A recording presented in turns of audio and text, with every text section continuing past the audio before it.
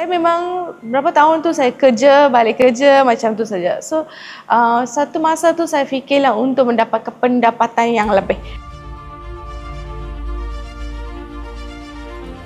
Nama saya Priscilla. Saya sekarang bekerja sebagai manager di Brands Outlet. Saya sudah kerja selama 18 tahun. Sekarang saya ada buat part-time punya business. Saya buat baking dan juga saya mengajar juga. So, time tu saya dapat dari social media yang ada kursus yang tanpa bayar.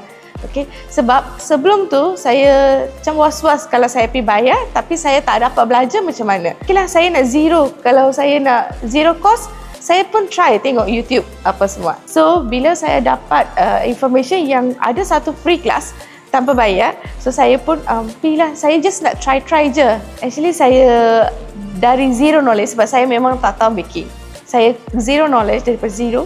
Sekarang saya sudah baking, bukan saja setakat baking, saya sudah start mengajar orang. Okay? Saya punya first class tu adalah yang itu.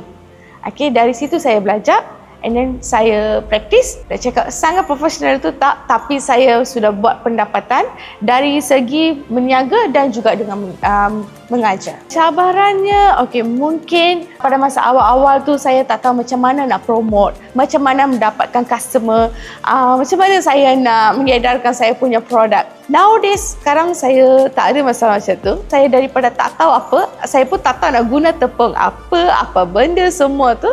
Sekarang saya sudah boleh buat dan orang tempah dengan saya dan saya sudah start supply dekat kedai kecil-kecilan.